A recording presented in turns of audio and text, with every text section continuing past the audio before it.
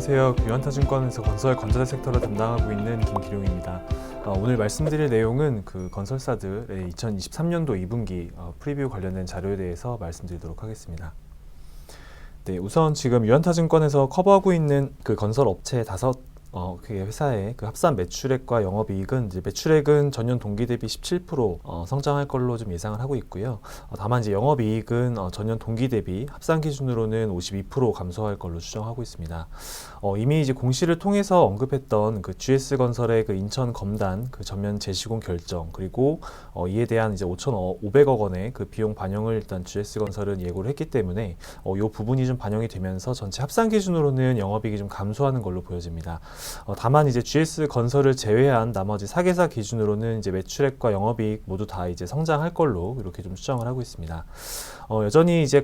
실적 측면에서 좀 부담스러운 요인은 이제 과거 대비 좀 높아진 주택 건축 부분, 네, 원가율이 좀 지속되고 있다라는 부분들은 부정적이긴 하지만 각 회사별로 가지고 있는 이제 주요 해외 현장에 대한 기성이 좀 올라가는 부분, 그리고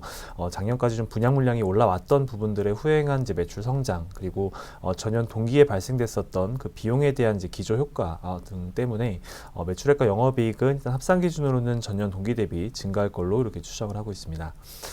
그리고 이제 커버리지 업체 내에서는 아무래도 이제 이번 2분기 실적에 그 베트남 토지 그 사용권 관련된 매각 그 일회성 이익이 반영이 되는 이제 대우건설, 그리고 예상보다 좀 매출이 빠르게 올라오면서 매출 증가에 따른 이익 개선을 예상하고 있는 그 현대건설의 실적이 현재 컨센서스 대비로는 좀 상회할 걸로 이렇게 좀 추정을 하고 있고요. 반면을 통해 앞서 말씀드렸던 그 GS건설 같은 경우는 이제 5,500억 원의 손실 반영이 이제 기정사실화되어 있기 때문에 GS건설의 그 영업 손익이 시장 예상치는 점차 하향 조정돼서 3천억 한 후반 정도의 영업 적자를 기록하는 그런 시장 컨센서스가 맞춰지지 않을까 이렇게 좀 판단을 하고 있습니다.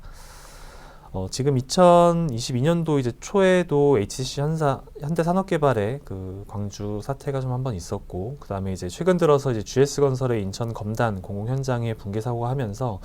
전반적으로는 좀 주택 사업을 영위하고 있는 건설 업체에 대한 우려가 다시 한번 좀 부각이 되고 있습니다.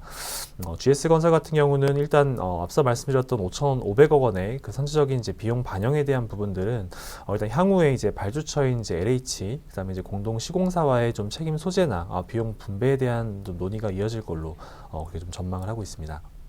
네, 그리고 이제 결국은 이제 이번 사건이 이제 건설 섹터에 어떻게 좀 영향을 미칠 거냐에 대한 부분들이 더 중요한 포인트가 될 것 같습니다. 그래서 우선적으로는 이제 교통부에서는 이제 8월 초중순에 이제 GS건설의 그 83개 현장에 대한 전반적인 조사에 대한 결론을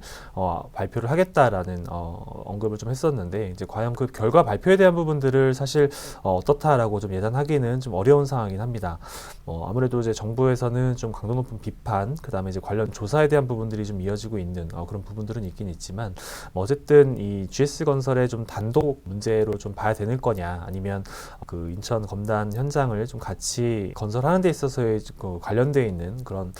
주체들과의 조금 책임 분담에 대한 부분들이 있을 거냐에 대한 부분들이 좀 체크해야 될 포인트가 될 것 같고요. 만약에 이제 정말 가장 이제 좀 보수적인 그런 케이스를 가정해 놓고 본다라고 봤을 때,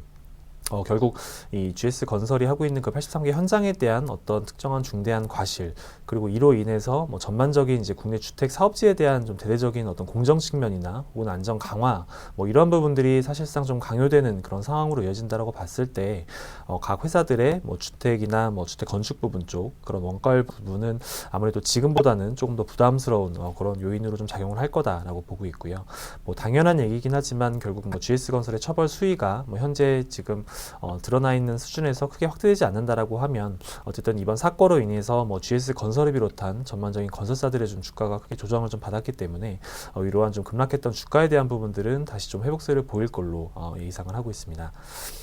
어쨌든 그 전면 재시공이라는 결정을 했기 때문에 아무래도 그 자이라는 브랜드를 가지고 이런 뭐 정비 사업을 포함한 전반적인 주택 수주 시장에서의 좀 강자로 군림했었던 뭐 GS건설 같은 경우는 아무래도 좀 브랜드 이미지 회복에는 좀 시간은 필요할 걸로 이렇게 보고 있고요. 뭐 역으로 이제 그 같은 시장 내에서 좀 경쟁을 하고 있는 타사 같은 경우는 뭐 상대적으로는 좀 경쟁 강도 완화라는 측면으로 이어질 수 있다라는 부분들도 좀 체크해볼 필요가 있다라고 생각합니다. 그래서 뭐 결론적으로 전반적으로 이제 섹터에 대한 의견은 뭐 GS건설 사태로 인해서 아무래도 이제 8월 결과 발표 이전까지의 좀 불확실성은 상존하고 있기 때문에 좀 드라마틱한 주가 반등에 대한 부분들은 좀 제한하는 그런 요인으로 좀 작용을 하지 않을까, 그런 상황들이 되지 않을까 이렇게 예상을 하고 있고요. 뭐 다만 저희가 이제 하반기 전망에서 말씀드렸던 이제 올해 뭐 양호한 실적 개선에 대한 흐름이나 혹은 하반기 때 저희가 기대하고 있는 이 해외 주요 프로젝트에서의 좀 실질적인 성과, 뭐 이러한 섹터의 투자 포인트를 고려해 놓고 봤을 때 이런 지금 현재 전반적인 건설 업종에 대한 밸류에이션 레벨 자체가 워낙 지금 낮아져 있는 상황입니다. 그리고 테이블 보시는 것처럼 지금 이제 건설업 지수 기준으로 봤을 때 이제 코로나가 한창 이제 불거졌었던, 한창 우려가 반영됐었던 2020년도 3월 기준으로 이제 PBR 기준 0.4배 수준까지 좀 떨어졌었던 부분들은 있고요. 지금 현재에도 이제 PBR이 거의 이제 코로나 시기 수준까지 지금 낮아져 있는 그런 상황입니다. 그래서 여전히 뭐 밸류에이션에 대한 부담은 없다라고 볼 수 있는, 어떻게 보면 이제 추가적인 하방 리스크는 사실은 조금 제한적이지 않을까라고 조심스럽게 좀 생각은 하고 있지만, 뭐 결국 앞서 말씀드렸던 것처럼 이제 8월에 이 국토교통부에 대한 결과 발표에까지 그 불확실성은 좀 남아있기 때문에 뭐 그때까지의 좀 의미 있는 주가 회복에 대한 부분들은 좀 제한적일 거다. 역으로 8월 결과 발표가 예상보다는 그래도 예상 수준 혹은 크게 확대되지 않는다라고 봤을 때 결국 앞서 말씀드렸던 이러한 투자 포인트들에 근거한 업종에 대한 투자 의견은 좀 비중 확대 쪽으로 봐야 된다라는 판단을 하고 있고요. 저희 그 하반기 전망에서도 언급드렸지만 업종 내에서는 상대적으로 현대건설과 그 대우건설에 대한 종목 선호도 역시 이번 자료에서는 유지하는 그런 의견을 동일하게 좀 제시를 했습니다. 네, 이상으로 오늘 준비한 그 건설 업종 그 2023년도 2분기 프리뷰 관련된 자료에 대해서 발표를 마치도록 하겠습니다. 감사합니다.